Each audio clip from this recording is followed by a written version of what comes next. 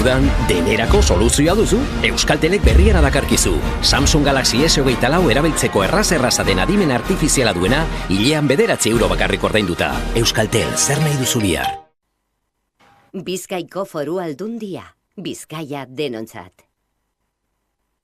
Bidesarei begira, behi 657 errepidean Leioan itxita jarraituko du Abantzadako errepideak, binorantzkoetan uztailaren 12 arte, gaueko 10-etatik goizeko 6 arte, eta behi 57-58 errepidean Ortueian errail mozketek jarraituko dute, seinalistek jarraitutako txandakako igaro bidearekin, uztailaren 19 arte, gaueko 10-etatik goizeko 6 arte. Gainera, behi 700 eta 35 errepidean Lutxana eta Asua artean eskuineko erreia itxiko dute Lutxanarako norantzkoan, gaurtik ostegunera arte, goizeko 8-etatik arratsaldeko 6 arte. Informazio gehiagorako sartu bizkaia.eus atarian. Bizkaiko Foru Aldundia. Bizkaia denontzat.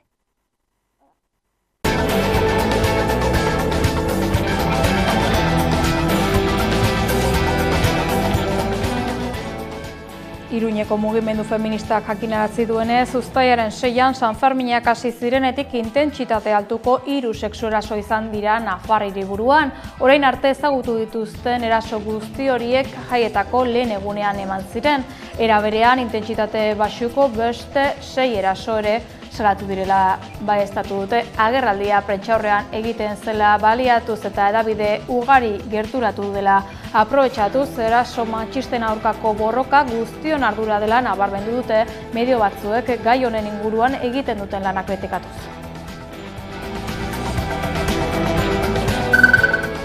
Ordu gutxi batzuk besterik ez du behar izan Espainiako Auzitegi Nazionaleko instrukzio epaile Manuel García Castellonek tsunami auzia artxibatzeko auzitegi horretako zigor salak azken 3 urtetako diligentziak baliogabetu eta gero. Instrukzioa 2021ko uztailaren 29an amaitzekoa zen eta epez kanpo luzatzeagatik hartu zuen erabakia salak.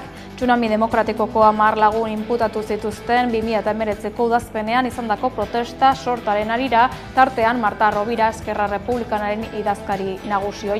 Terrorismo deliturik izan ote zen ikertzen ari ziren. Salaren erabakiaren ostean García Castellonek berretsi du ez dagoela nahikoa arrazoirik delitu horiek egozteko, eta haren atzetik erabaki bera hartu du Auzitegi Gorenak ere. Haren esku zegoen auzi bereko beste zatia, Carles Puigdemont Kataluniako Generalitateko presidente ohiari eta Ruben Wegensberg RCko parlamentariari eragiten ziena.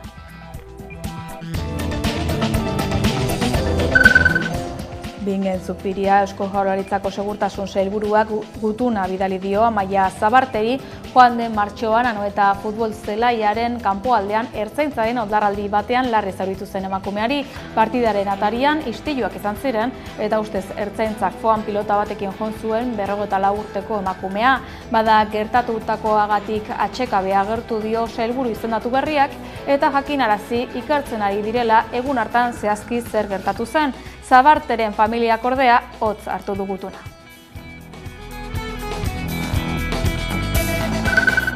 Kaleratzeen aurka manifestatu dira Cementos Rezolako langileak gaur. Badie 3 aste Cementos Rezolan enpresak 56 langile kaleratzeko erea martxan jarri zonetik, langilek ekainan 28tik greba mugagabeen daude, esan, miresgarri edala iten nahi dien burruka, egunero kalen, egunero lanpostu horien defentsan aldarrikapen ezberdinek iten, enpresakin 4 bilera egin ditugu, eta atzo lehenengo aldiz, langilek iten nahi dien borrokai esker, enpresan aldetik jarrera aldaketa bat egon zan, aukera bat zabaldu zan kaleratzei gabeko voluntarioa izan altan prozesu bat irikitzeko, eta enpresak hartu zon konpromezua izan zen hurrengo bilerako proposameno zehaztekoa.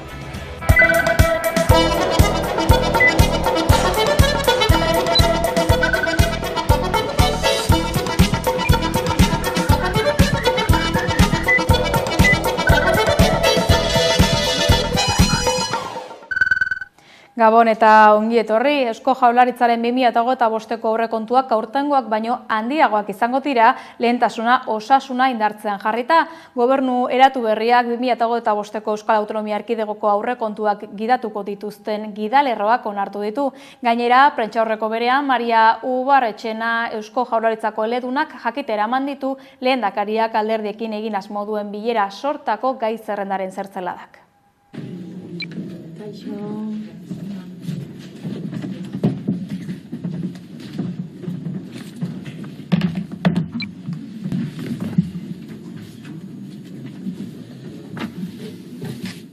Imanol Pradales lehendakariak azaldu digu legealdi honetan Jaurlaritzan jarduna gidatuko dituzten gidalerroak edo gobernu programa partekatuko duela eragileekin eta arlo horretan batez ere zerbitzu publikoen aldeko apustu bat nabarmendu behar da eta zehazki Euskal Osasun Sistemari buruzko itun bat lortzeko proposamena. Baita ere, autogobernuan aurrera egitearen aldeko apustua, Gernikako estatutua guztiz betetzeko eta ondoren Eusko Legebiltzarreko autogobernuaren ponentzian garatutako lanean oinarrituta estatutu itun berri bat planteatuta. 2025ean gai izan beharko dugu zorroztasun fiskala eta abian jarri behar diren inbertsio estrategikoak uztartzeko. Baliabide tradizionalak aktibatuko ditugu. Lankidetza publiko-pribatuaren potentziala aztertu eta ustiatuko dugu. Eta itun ekonomikoak eskaintzen dituen aukera behatu eta ahalik eta gehien aprobetxatuko ditugu. Euskal ekonomiaren hazkundearen aurrikuspena 1,9an mantentzen dugu 2024rako eta 2,1an 2025erako. Lan merkatuari dagokionez, 2025ean 16.000 enplegu inguru sortuko dira eta langabezia tasa 6,8ra jaitsiko da. Ibilbide hau itun ekonomikoaren batzorde mistoan adostu beharko da eta koherentea izan beharko da Euskadiko orain arte erakutsitako finantzo kaudimen maila apartarekin. Bingen Zupiria Eusko Jaurlaritzako segurtasun sailburuak gutuna bidali dio Amaia Zabarteri joan den martxoan, ano eta futbol zelaiaren kanpoaldean ertzaintzaren oldarraldi batean larri zauritu zen emakumeari. Eskutitza hotz hartu dutela erantzun dio familiak sailburuari ordea.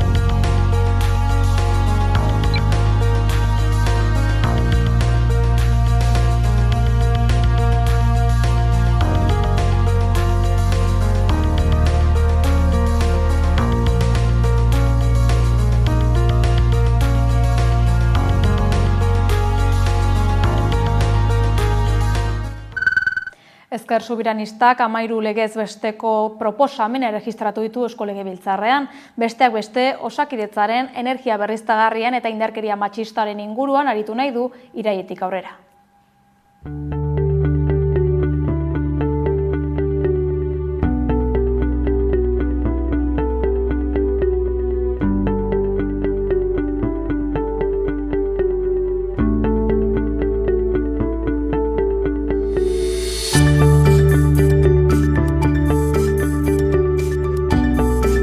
Indarkeria matxistan ere ipini dugu fokoa lehen ekimen hauetan. 2003tik hona indarkeria matxistak 70 emakume eta 6 seme alaba erail ditu eta biktima horien senide eta lagunen erreparazio eskubideari heldu beharra dagoela uste dugu. Eta horren inguruko diagnostiko bat egitea proposatzen dugu erreparazio eskubidea gauzatzeko plan bat egiteko. Etxebizitza politikei begira, Hego Euskal Herri osoa eremu tentsionatu izendatzea proposatu duelak alokairuak merketzeko.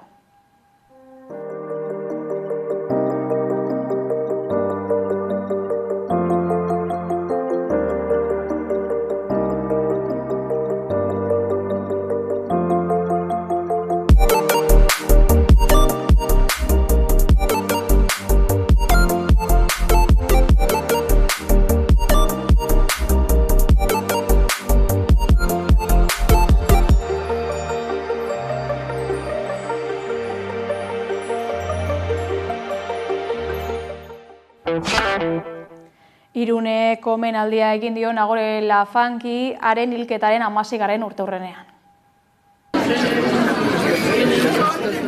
Irungo udalak eta Irungo emakumeen etxeko elkarteak omenaldia egin diote astelehen honetan Nagore Lafageri. 2008ko San Ferminetan Jose Diego Llanesek hil zuen gazte irundarrari. Eta argi utzi nahi izan dute 16 urte geroago, haren horitzapenak guztien horimenean eta bihotzetan grabatuta jarraitzen duela. Ekitaldiari hasiera emateko harrera egin zaio emakumeen etxearen kanpoaldean. Emakumeen abesbatzarekin Bibir Quintanaren Canción sin miedo interpretatu dute. Feminizidioaren aurkako borroka feminista nazioarteko ereserki bihurtu den pieza.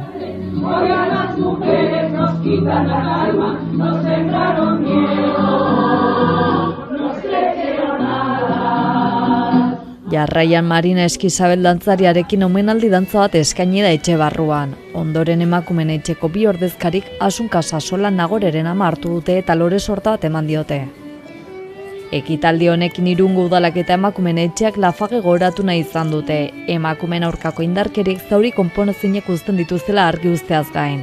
Horrela Asunka Sasola indarkeria matxisten prebentzioan egiten ari den lan aitortu eta bultzatu nahi izan dute.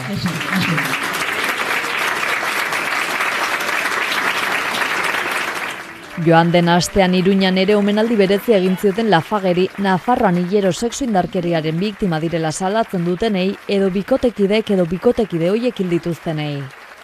Talde feministetako, peinetako eta beste herri elkartetako kidekin batera ekitaldian izan ziren Nafarroko gobernuko ordezkariak ere. Felix Taberna lehendakariordea eta Amparo López Barne kontseilaria buru zirela. Baita Unai Ugalde Foru Parlamentuko presidentea eta Joseba Siron Iruñeko alkatea buru zirela. Parlamentuan ordezkaritza duten alderdi guztietako kideak bertaratu ziren Vox izan ezik.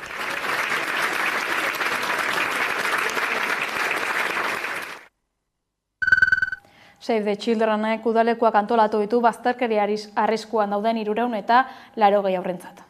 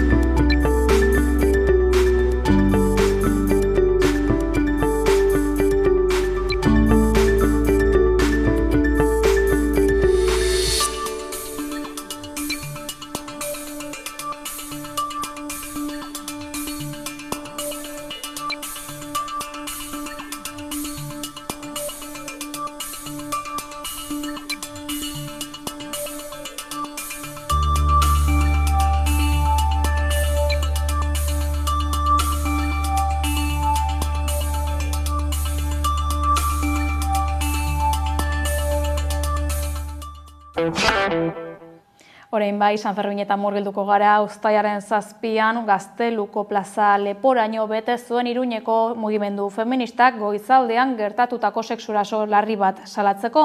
Gaur mugimendu feministak berak jakinarazi du San Ferminak hasi zirenetik batez, baizik eta 3 izan zirela intentsitate handiko sexurasoak salatu dituzten emakumeak eta beste 6 intentsitate txikiagoko erasoak pairatu dituztela egunotan.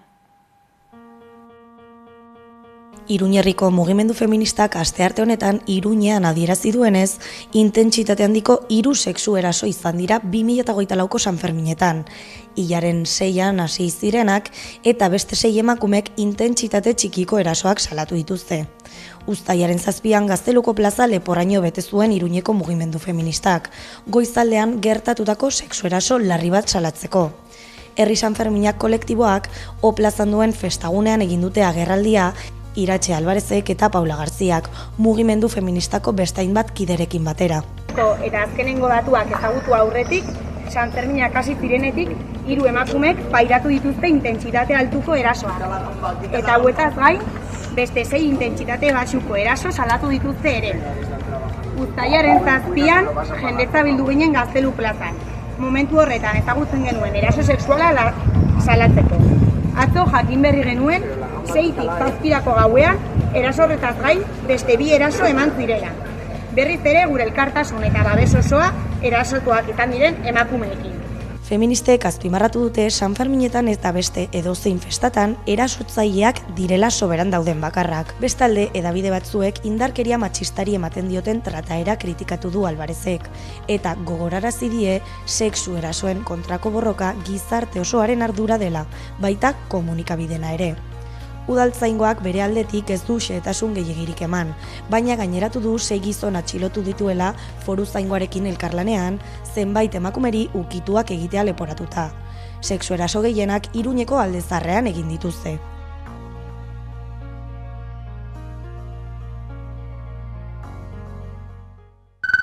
Iruñako kaleetara goaz, Txantreako konpartsia izan baita bertan, ikusi.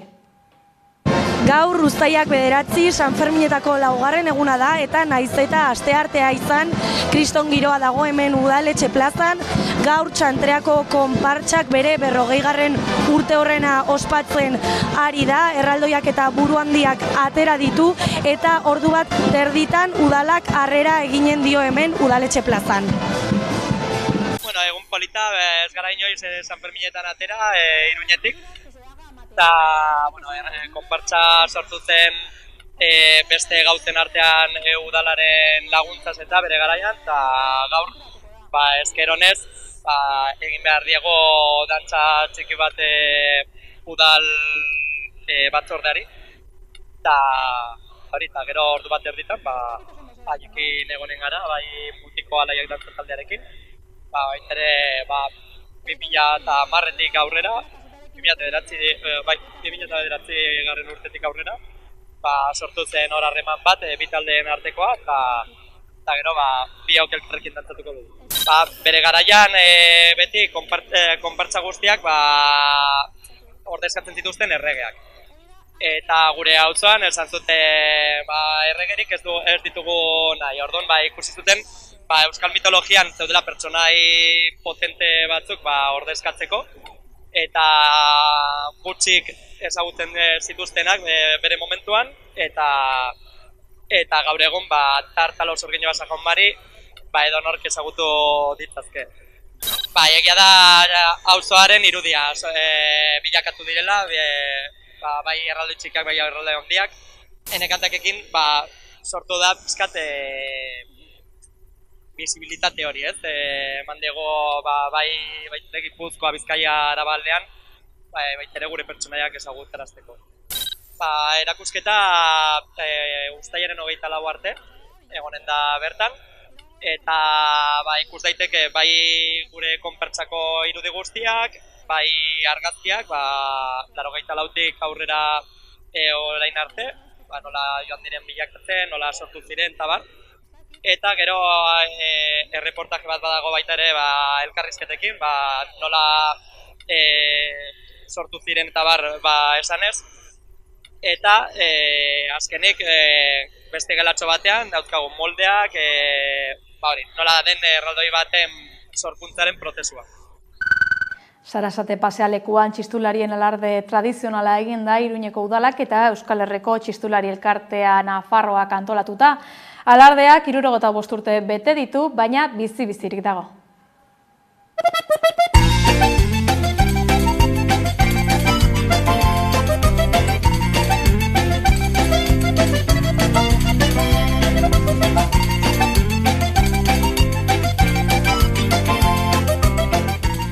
Txistularien alardearen 75. edizioa ospatu da gaur hemen Sarasate pasalekuan, dantzarien ensemble, Atarrabiako abez batza eta Hortzadar Euskal Folklore elkartearen laguntzarekin batera.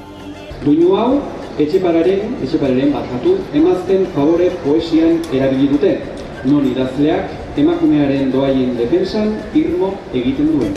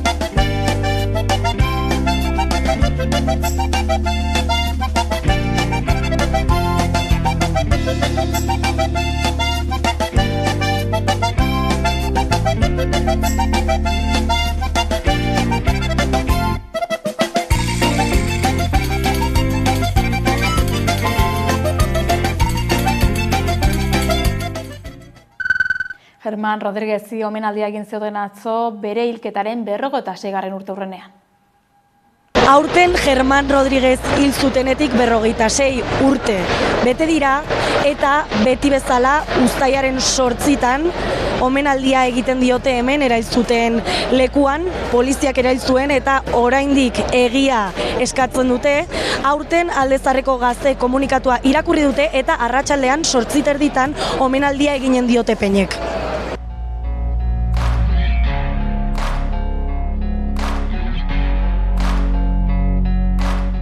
Polizia Nazionalak burutuzun egundoko erasoa zezen plazan, eta gero hortikan edo horren ondorioz suertatutako istilutan, manifestazioetan eta erantzun herrikoiaren aurrean jarraitu zuten, eta hemen gauden tokian nahi zuzen ere, zera hortikan polizia batek tiruak bota, eta nahi dut, tiruak botatzen badire zera zedme bezalako arma batekin hiltzeko arma bai da, hiltzekoak dira, eta kasu honetan hori suertatu zen. Germán hil zuten hemen, eta hainbeste zauritu suertatu ziren zezen plazan, eta inguruko batez ere Alde Zaharrean izandako kontuetan.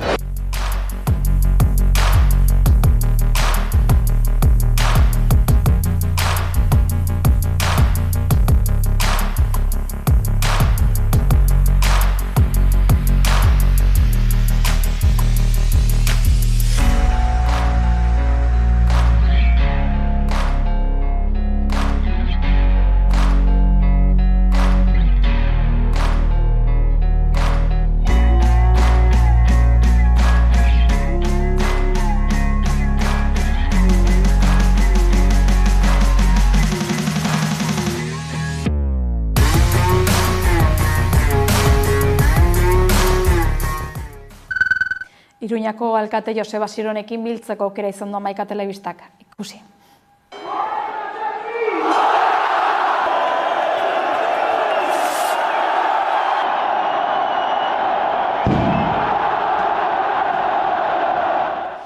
Gutxi gora bera gogoratzen nuen bezala. Osea, hau da nire 5. txupinazoa. Eta egia esan da, gogoratzen nuen bezala oso unkigarria, oso polita, oso intensoa, eta gero, hori ez, balkoitik datozen pertsona boladek ematen du, eraman behar dutela horretik eraikina da, benetan oso alde horretatik impresionante. Dantzariak oso gustoko, asko maite ditut, Aritz Ibanez bera asko maite dut, lagun onak gara, eta nik uste dut merezitako txupinazoa zela.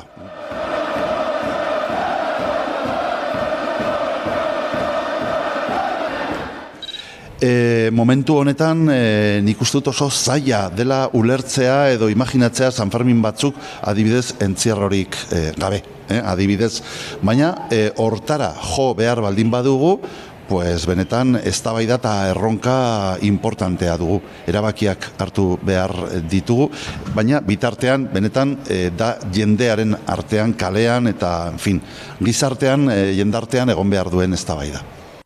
Elkarbizitza da emakumeak ordu guztietan, egun guztietan, egunez eta gauez, ibili ahal izatea kaletik, libre, aske eta seguru. Eta alde horretatik hori da guretzat erronka oso haundia.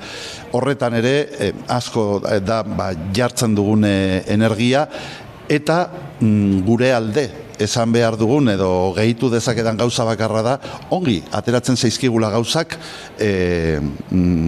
emakumeen mugimenduekin eta mugimendu feministarekin ados eta elkarrekin lan egiten dugulako. Elkarbizitza bultzatu behar da egunero eta urtean zehar eta momentu guztietan. Badago toki bat kritikarako, badago momentu bat kritika politikarako, eta badago baita ere momentu bat kritika politikorako jaietan. hoize baietz. Baina beti horrek ezin du mugatu edo ezin du baldintzatu besteon askatasuna. Hau da, egin daiteke kritika hori elkarbizitza hautsi gabe eta begirunez. Hortan gaude eta hori guztia lortzen dugunean, orduan bai Iruñekoak izango dira munduko jairiko berenak. Sanferminek funtzionatzen dute makinaria bat bezala, eta badira automatismo asko. Badakizue, Sanferminak prestatzen hasten direla uztailaren 15-tik aurrera, urte osoan zehar prestatzen dira, eta gainera profesional oso honen eskuetan daude. Gero, bulego honetan gaudenok, jartzen dugu, hori ez, ñabardura bat, azentoa, ez dakitez, norberaren perrezila. Eta egia da, gu sartu ginenean, Gabonak eta gero aurkitu genuela, adibidez, kontzertu bakar bat ere etzegoela adostua, eta hori oso arraroa da, ezagutzen baldin mauzu mundu hori, claro, pues artista famatuek haien agendak izten dituzte hilabete askorekin, ezta? Eta deus etzegoela, eta horrek harritu gintuen. Baina, eraberean ere, topatu genuena izan zen, txuri zegoen folio bat, egiteko gure estilora eta gure modura. Gure apostua izan da batez ere bertakoen alde, bertako artisten alde, eta gelditu zaigu oso kartel polita, oso itxurosoa. Nik esango nuke baiet, nik badakit adibidez, pues Carlos García Danero eta Carmen Alba hauek atea ziren kritikatzera gizartean, ez zela haien gustokoa. Noski, gu ja adin bat badugu, eta orduan tokia utzi behar digu gaztei. Niri gazte askok esan didate, hori ez, oso gustokoa dutela kartela, momentu honetan arenak, orokorrean, arenak toki askotako arenak betetzen ari direnak, eta gera bertakoak dira, ezin da gehiago eskatu. Eta gero ja beste adin bat dugunok, bilatu beharko ditugu gure tokiak, badago baita ere. Sanferminek zerbait ona baldin badute da, publiko guztientzako gauzak daudela. Oso ezberdina da. Ez, hemen batez ere gehitzen zaiolako elementu bat, ez, ardura. Hemen gertatzen denaren azken erantzulea alkatea da, eta horrek jartzen dio kezka puntu hori, ez? Orain adibidez, Sanferminak, mundu guztia dago seia dela eta oso egun polita, gu pentsatzen gaude, baita ere, asteburua dela, 6 eta 7, larun bat eta igandea, aber nola iristen garen astelenera, gero astelenetik aurrera izango du garaitxo bat, hola etxeko entzat, igual, akaso lasaiago. Pues hori ez, bizitzen dugu beste modu batez. Espero dudana da alkateak ere topatzea momentu bat bere gozamenerako kazetariak bezala.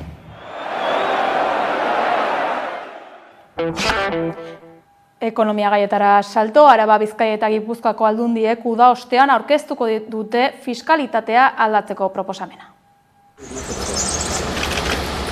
Ramiro González Arabako aldun nagusiak azaldu duenez, Arabak, Bizkaiak eta Gipuzkoak fiskalitatea aldatzeko proposamena aurkeztuko dute uda ostean, eta proposamen hori harmonizatuta egongo da, hori baita 3 aldundien borondatea. Gonzálezek gogorarazi du 3 lurraldeetan elkarrekin ari direla lanean fiskalitatea aldatzeko, azken urteetan sortu diren erronka berrietara egokitzen laguntzeko. Eta balioetsi du 2014an eta 2018an PFEZan eta sozietateen gaineko zergan egindako azken erreformek hasiera baten emaitza ona eman dutela. Diru bilketa etengabe handitu delako nabarmen eta aldi berean inbertsioa egoteko eta inoizko enplegu sorkuntza handiena izateko baldintza ekonomiko nahikoak sortu direlako. Hala ere ohartarazi du azken urteotan behar izan berriak, erronka berriak, fiskalitatetik heldu beharreko egoera berriak sortu direla. Eta horien artean aipatu ditu etxebizitza politikaren hobekuntza, erronka demografikoaren arazo larria edo klima aldaketa. Hori dela eta udaren ondoren proposamen bat mahai gainean jartzea aurre ikusten da. Ildo horretan politika publikoak hobetzera eta herri honek dituen erronki fiskalitatik heltzera bideratutako aldaketa batzuk planteatuko dituena. Gogoratu behar da Gipuzkoan denbora daramatela fiskalitatea nola erreformatu beharko litzateken aztertzen. Eta joan den astean helburu horrekin abian jarritako txostenak 10 erronka identifikatu zituela. Hala nola zaintza sistema indartzea edo etxebizitza eskuratzea erraztea. Eta erreforma fiskala onartzeko identifikatutako erronka eta proposamen horiek guztiak urrengo hilabetetan bozkatu ondoren Gipuzkoako Foru Aldundiak urte amaierarako espero du erreforma fiskala onartzea. Akats batzu usasen, akats horrei zuzen. Espainiako Lan Ministerioa patronalarekin eta sindikatuekin elkartu da gaur berriro lanaldi murrizketa negoziatzeko.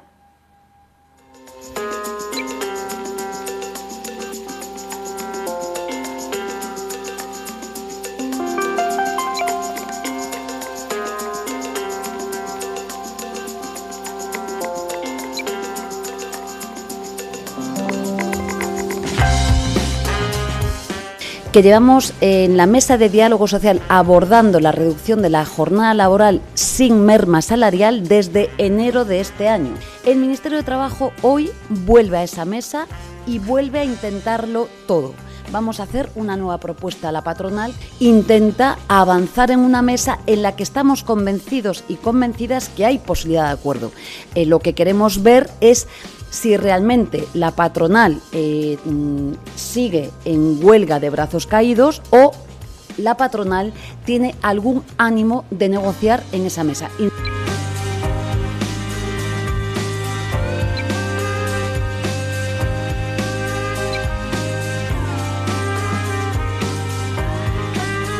No sé si os dais cuenta que esa decisión, haciendo un cálculo rápido, lo digo para que equivale a regalar casi por decreto 12 días de vacaciones pagadas.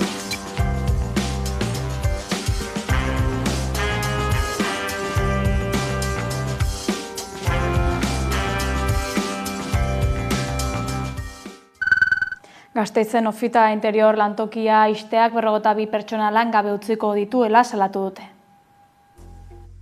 Gasteizko Ofita lantokia itxi nahi dutela salatu dute ESK, ELA eta UGT sindikatuek. Altzarien ekoizpenean jarduten duen enpresa da Ofita. Gasteizko lantegiarekin batera Bilbon bulego komertzialak dituena, baita Sevillan, Bartzelona eta Madrilen ere. Osotara 40 lanpostu baino gehiago dira arriskuan daudenak. Maiatzean hartzeko dunen lehiaketa aurkeztu zuen enpresak. Orain, ixteko erabakia hartu du zuzendaritzak. Etekin ekonomikorik ez daukatela, eta ikusita, Ofita daramala sortu zen duela 45 urte, eta bere irtenbide ekonomikoa izan dela bulegoetako muebleak egiten, altzariak, aulkiak, mailak, eta azken finean ikusita nola gaur egungo teknologiaren evoluzioa nola dijoala, agian bere ekintza ekonomikoa pixka bat murriztu izan dela eta beraien argudiotaz esatu dutela ez daukatela merkaturik. Negoziaketa prozesua abiatuko dute orain. Langileek enpresak kaleratzearengatik eskainitako konpentsazio ekonomikoari ezetz esan eta gero. Prozesu honen guztiaren parte den konkurtso administratzailearen jarrera kritikatu dute sindikatuek. Arbitro papera hartu beharrean, enpresaren interesen alde egiten ari dela salatuz. Administratzaile partziala ez denez eta dago batez ere enpresak esaten duen gidoia jarraituz. Gu argi daukagula Ofitako abokatua bere daramala 2 urte hau sukaldatzen esateko, nola hau kudeatu, eta gure pentsatzen duguna edo ikusten ari duguna, nola dagoela dana ja sukaldatuta, ze aurre pausuak eman bar diren, eta administratzaileak jarraitzen ari du hori la receta al pie de la letra. Gauza korrela, enpresa ixteko erabakia irmoa da zuzendaritzaren aldetik. Egiten badegu negoziazio bat, edo egin bar bazuen, egin bar beharreko lana, agian emango geniokela aukera bat, beste kanpoko erosle bat, edo beste enpresa bat, Ofitareko egoera ikusita, egiteko diru kantitate baren proposamen bat, Ofita erosteko. Baina egoera ikusita nola dagoela, enpresatik eta administratzailearengatik ez dute hori baloratzen, eta bere intentzioa da lehenbailen Ofita ixtea. Ostegunean abiatuko da negoziazioa, Ofitako 40 langile baino gehiagoren etorkizuna erabakiko duena. Lanuztei dagokionez greba deitu dute uztailaren 15-etik abuztuaren 2 Langraizko Tubos Reunidos Premium enpresan.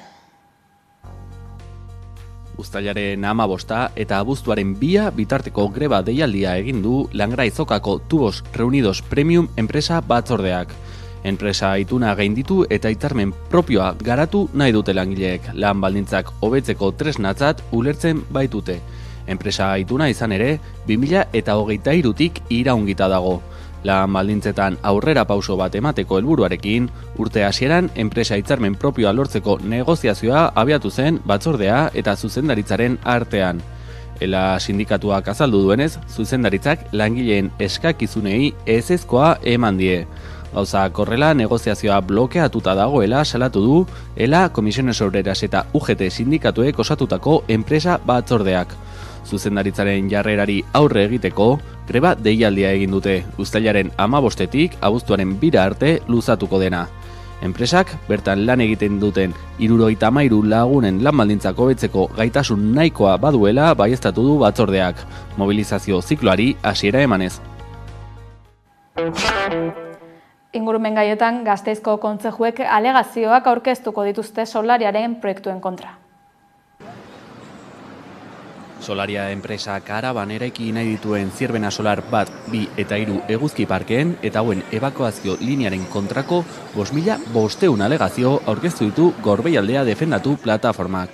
Herribera Beitian, Zigoitian eta Gasteiz eta Iruña Okan 310.000 eguzki panel baino gehiago instalatu nahi ditu solariak. Bertan sortutako energia Zierbenaraino eraman nahi du, 100 kilometro baino gehiagoko goi tentsioko linea baten bitartez. Gorbeialdea hegoaldetik iparraldera zeharkatuko duen linea horren kontra agertu dira eskualdeko hainbat talde eta alegazioak aurkeztu dituzte. Izan da lan kolaboratiboa, jende asko parte hartu du eta oso pozik gaude lortu dugu mobilizazioarekin.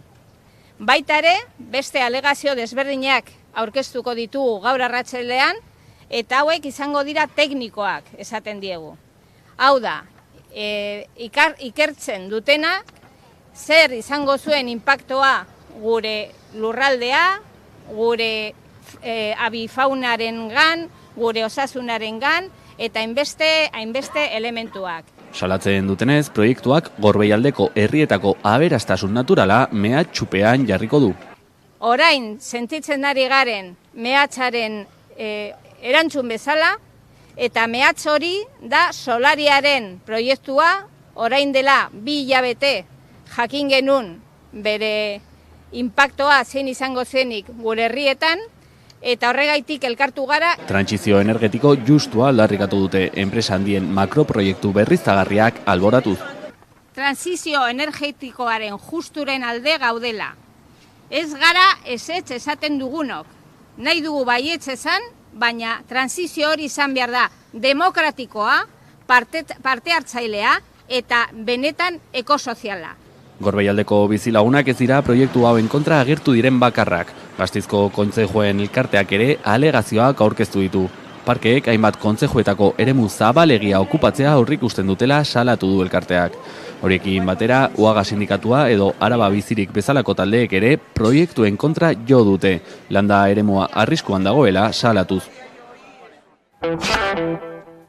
Fronterritar berria sortatu zen garaie pasaden igandeko Frantziar estatuko hauteskunde legegileetako 2. itzulian Ipar Euskal Herriko 3 barrutietan. Estatu frantsesean ere eta inkestek iragarritakoaren aurka fronterritarrak irabazi zituen hauteskundeak ultraeskuinari muga jarri eta 3. postuan kokatuz.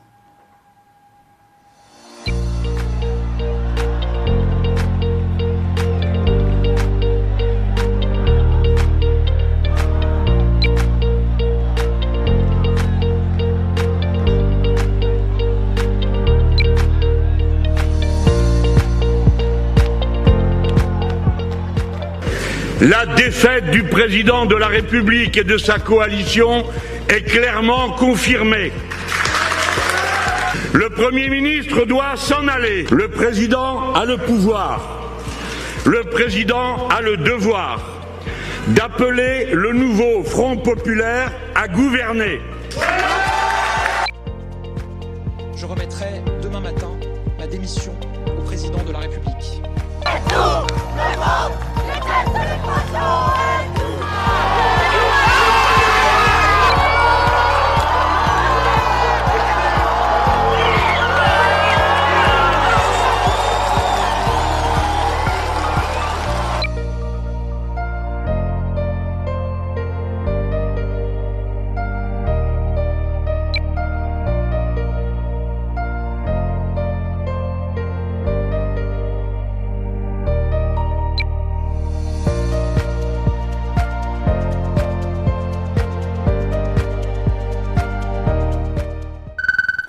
Manuel García Castellón epaiak Tsunami Demokratik auzia artxibatu du Auzitegi Nazionalaren erabakiaren ondotik. Auziko ikerketapean 10 pertsona zeuden, tartean Marta Rovira RZ-ko idazkari nagusioia. Auzitegi Nazionaleko epaileak Manuel García Castellonek tsunami auzia artxibatzeko erabaki hartu du, auzitegi horretako zigor aretoak azken 3 urteetako eginbideak baliogabetu ostean. Zigor aretoak erabaki du epaileak epez kanpo luzatu zuela ikerketa orain dela 3 urteko uztailean, gogoratu dezagun Tsunami Demokratikeko 10 kide inputatu zituztela 2019ko udazkenean izandako protesten harira, tartean dago Marta Rovira RZ-ren idazkari nagusioia, terrorismo delitua egozten zaie, baina Auzitegi Nazionaleko zigor aretoaren erabakiaren ostean, García Castellonek berretsi du ez dagoela nahiko arrazoirik delitu horiek egozteko. Epaiaren erabakiaren aurretik, Auzitegi Nazionaleko zigor arloko aretoak auzian ikerketu baten helegitea onartu eta García Castellón instruzio epaiak 2021ko uztailaren 29tik aurrera erabaki zituen eginbide guztiak baliogabetu ditu. Hori horrela, Suitzan dauden 5 ikertuak Marta Rovira tarteko Kataluniara itzuli ahalko dira atxilotzeko arriskurik gabe. Auziaren artxibatzeak momentuz ez dio Carles Puigdemonti eragingo, auzitegi gorenean inputatuta dagoelako, hala eta guztiz ere García Castellonek ebazpena bidaliko du gorenera, auzi bereziko prozedurarekin bat egiteko eta bidezko ondorioak izan ditzen. Nazioarteko berrekin segiz Palestinako gatazkara begira jarriko gara. Elkarrizketei berrekiteko atarian gogor eraso dio Israelek Gaza erdialdeari, adi Gazako datuei.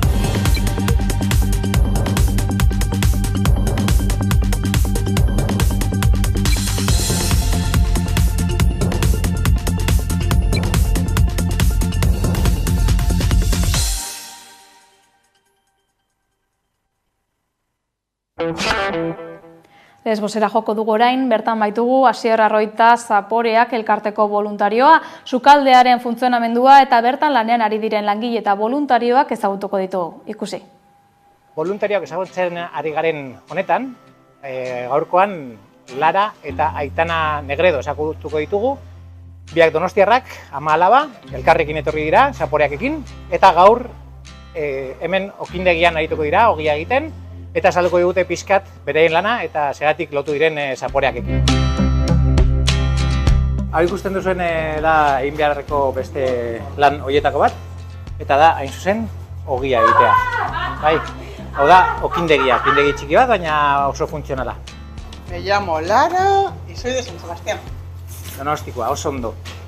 Zelan ezagutu duzu Zaporeak eta zer egiten duzu hemen? Pues Zaporeak lo conocí a través de una amiga y me apetecía venir con Aitana y vivir la experiencia de poder estar aquí y ayudar. Azaldu zer egiten duzuen hemen okindegian? A la panadería hay como 2 turnos, uno de mañana y otro de tarde, y pues se hacen como 1500 panes de pita al día. 1500 ogi egiten dituzue. Eta zein da prozesuak? Pues harina, agua, aceite, mucho humor. Y nada, pues luego se van haciendo las bolitas, se va pasando por esa maquinita. Estas son ya el pan preparado, se aplasta en la harina y super Aitana en la máquina, como si fuese... Aitana, zer egiten duzuen ogi hori, a ver. Egiten duguna da hartu golatxoak, jartzen ditugu hemen lehenengo horrela geratzen die. Eta gero hemen daude Mohamed Haundia eta Mohamed Ertaina edo txikia? Txikia, bueno, mediano. Ertaina, Mohamed Haundia, hemen? Mohamed Labor. Eta Mohamed Ertaina, hauze? Eta haunek dira hemengo artistak, errefusiatuak dira, baina okinak ere badira. Eta ibiltzen dira egunero, igandetan ez da ogia egiten. Baina larun batean txanda bikoitza egiten dute. Eta kanpamendura joaten dira banatzera.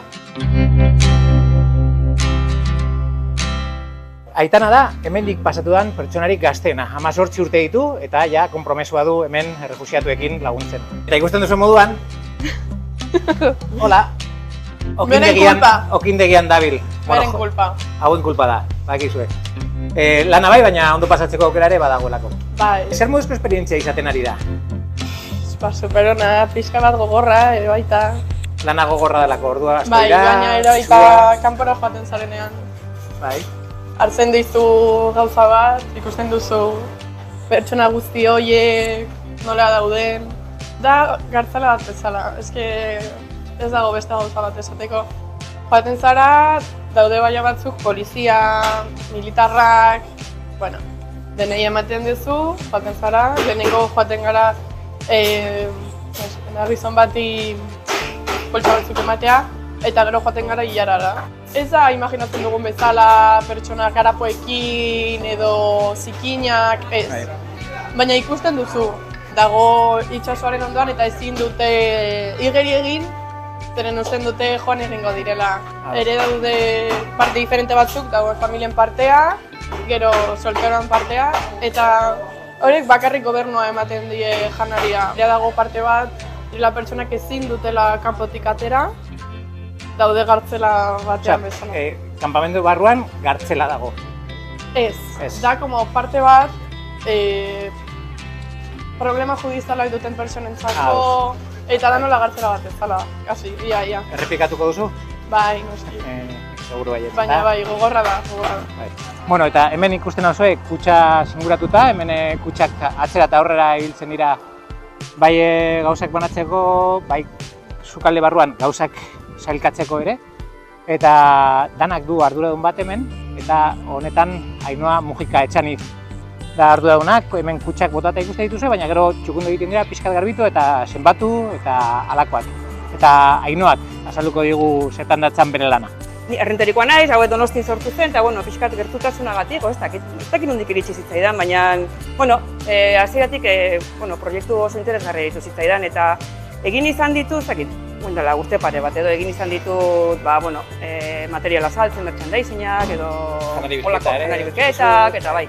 Voluntarioen lana ez da bakarrik hemen egiten dena, baizik eta Euskal Herrian egiten dena ere, eta hori oso hori da. Janaria honaino ailegatu behar da, kutxa hauek beteak izateko. Hori da. Bai, eta horiek lan polita jendeak parte hartzen du, oso eskerronekoak.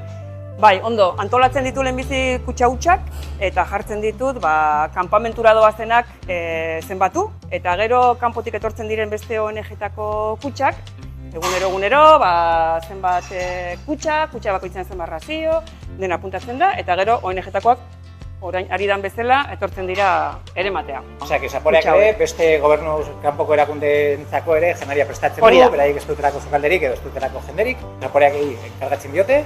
Hori da, beste leku batzuetan manatzen dituzte eta beste kanpamendu batzuetara edo beste leku batzuetara erabaten dituzte. Eta gero, aparte, egiten dugu guk gurea eta hori guk banatzen dugu kanpamenduan. Momentuz ni kanpamentura ez naizkun.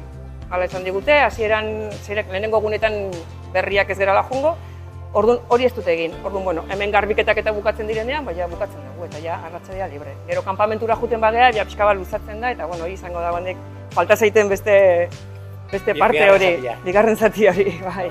Lehenengo lana horrela olako voluntaritza lan bat egiten dudala, eta lehenengo harremana kanpamentu batean bizitzen ari diren pertsonekin. Nongoak dira etortzen diren pertsonak? Afganistanetik gehienak, Iranetik, Turmekistan, nik ikusi dut Somali bat ondarroako kamisetekin. Bai, honak hartzen ditu erropak eta guriak, hemen uzten ditugunak, eta hola daude gure ondarroko kamisetekin. Eta atentzio ditu nauna da hori, ze rollo ona jende honekin, beraiek ze humoretsu, ze bastiloia dian, ze... Eta zenbat besarka da? Eta zenbat besarka da, bai, egila. Euskal Herrira bueltan, aste honetan izango da BBK Live Festivala hirian, Xabia Lokonte guzu. Ostegunetik larun batera milaka festasale batuko dira Bilboko Kobetamendin, dagoeneko hasi dituzte prestaketa lanak, izan ere Bilbao BBK Live jaialdiaren 17. edizioa izango da aurten, eta horren arira Lab sindikatuak horrelako makro jaialdietan eskutatzen diren lan egoera baldintzak eta prekarietatea salatu nahi izan ditu sare sozialetan argitaratutako bideo batean. Urrengo asteburuan egingo da Bilbao BBK Live jaialdia eta horren arira Lab sindikatuak bideoa argitaratu. Bideoarekin salatu nahi izan dute kultur eta hiri eredu suntsitzaileak sustatzen dutela eta horrekin batera beste hainbat kontu. Espazioen privatizazioa, elitizazioa, turistizazioa, monoeskaintza musikala. Neurri gabeko diru kopuruak eta kontrolik gabeko baliabide publikoak enpresen eta inbertsio funtzen zerbitzura jartzen direla azpimarratu du sindikatuak eta honako hau nabarmendu nahi izan du. Aurtengo eta edizio guztietako kartelaren burua betikoa da, prekarietatea. Izan ere ekitaldi horien atzean 100 pertsona lan baldintza eskasetan eta irregulartasunez betetako kontratuekin eskutatzen dira Labek bideoan salatu duenez.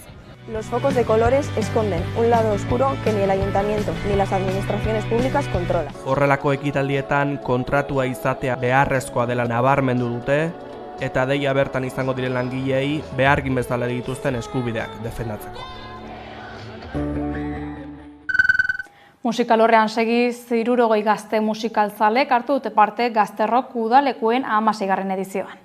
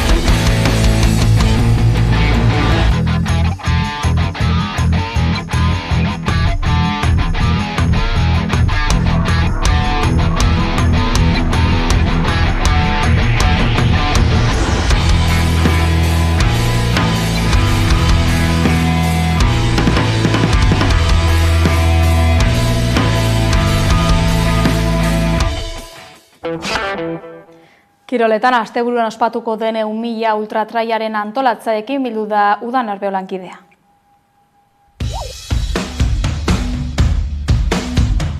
Uztailaren 12tik 14ra egingo da 1.000 ultratrail lasterketa Beasainen hasi eta amaituta. Batzuek helburutzat izango dute garaipena, beste batzuek aldiz helmugara heltza. Mikel Valdivieso lasterketako zuzendariarekin izan gara. Ni lasterketa hauetako partaia esaten nintzen, Montblanken parte hartzen nuen, bi aldiz parte hartu nuen, hirugarrengon parte hartu barren belauneko lesio bat eukin nuen. Eta horren ondorioz, denbora pilo bat geldirik egon barra izan nuen eta buri bueltaka, ez? Hartan harrori genuken barraino sartuta, holako lasterketen harrori. Eta komentatzen nuen, ez? Zergatik ez Euskal Herrian, ez? Montblanc, UTP Montblanc bezalako lasterketa bat Euskal Herrian ingrediente guztiak genituen. Afizio bat daukagu, mendia daukagu, dana daukagu, ez? Valdivieso jenderekin biltzen hasi zen. Lehenengo edizioa abiatzeko 3 urte behar izan zituzten, hala hasi ziren eta orain arte. Aurten 13. edizioa dute, baina horretarako voluntarioak ezinbesteko dituzte. Eta, aurten ere, 1.800 bat voluntari inguru edukiko ditugu, ez, proiektu horren ezetik. Gure altxor nagusia da, ni beti esan dut, beraie gabe ez gira inor, beraien lanagabe hau izinezko izango litzateke, eta, urtetik urtera, maila hori mantenduz eta oso gustora. Parte hartzaileen kopuruari dagokionez zifra altuetan mantentzen dira. Aurten guztira 16 herrialde ezberdinetako 1.313 korrikalarik eman dute izena. Jebian, ni uste dut, badago dela hor izen asko, gerra asko emango dutena eta oso politia gongo dena lasterketa, ez? eske daude Euskal Herriko gehien bat, asko oso onak bai, eta gero atzerritikan ere baditugu bi hiru fitxaken uste lan emango dutela, ez, bertakoi, Ni bete esan lasterketa birazteko bertako izan behar duzu, baina, bueno, egia da kanpotarrak ere maila ematen dutela, eta oso ondo, eta maratoian ere, izenik ez dut esango, baina badaude hor 6-8-10, korrik asko ingo dutenak. 426 partaide 1000 ultratrail proban ariko dira. 537 lagun Goierriko bi handiak trail proban, eta 350 Marimurumendi maratoian. Ni bete esan dut, olako lasterketa batera irtera iristea da sari bat. Horrekin kontentu ondaiken mundu guztia, ikusita exigentzi maila daukaten entrenamenduak, zenbat ordu, danean, bai fisikoa, bai etxean, konziliazioak, zenbat arazo, zenbat gauza, irteran egotea da sari bat. Eta gero behin hor daudela, bakoitzek bere lasterketa egin dezala, disfrutatu dezala ahalik eta gehien, eta helmuga da, ez? Helmuga da hori beraiek duten zea hori, ez? Eta egia esan, olako lasterketetan erretiratu tasa altu izaten da, eta karrera oso exigentea da. Baina, ni uste urtetik urtera hori ere mejoratzen ari dela, eta jendea ilusio hori bardu, ez? Helmugaratzen horren ilusio hori, ez? Ultratrailekoek 171 kilometro izango dituzte aurretik, Goierriko bi handiakekoek 190 kilometro, eta Marimurumendi maratoia egitera doazenek 52. Horren beste kilometrok emango dute anekdotaren baterako, ez da Baldibieso? Anekdota urtero 50.000 egoten dira, baina, ezkontza eskaeratatik, helmugaratzekotan, guretzako gizton jaleoa dala, uste dute, jarri musika eta guretzako da gizton foioia, ez? Anekdota asko daude, normalean parre egitekoak eta politiak, baina bestelakoak ere izaten dira eta hiekin kontu zibili hor, bai?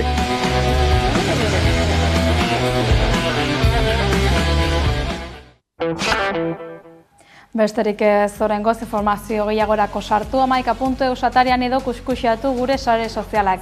Benize taldearen basati abestiarekin agurtuko gara, bihar arte. Maitasunak tiro zure ezetzaren zauria, beheraino dantzatu nahiko nuke zurekin, lokatzetan zikindu nahiko nuke zurekin, zenbat negar, da zenbat min, da zenbat gau, loein barik.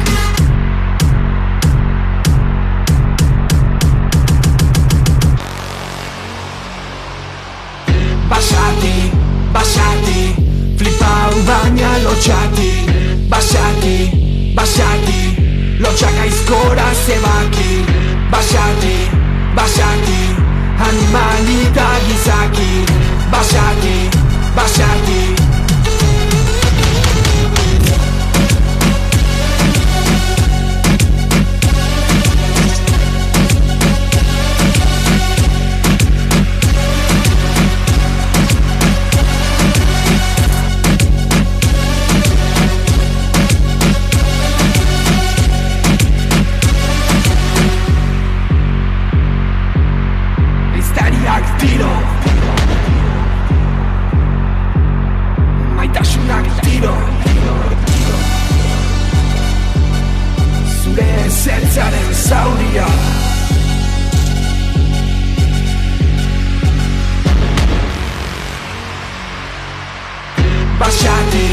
Basati, flipau baina lotxati, basati, lotxak aizkora zebaki, basati, animalita gizaki, basati.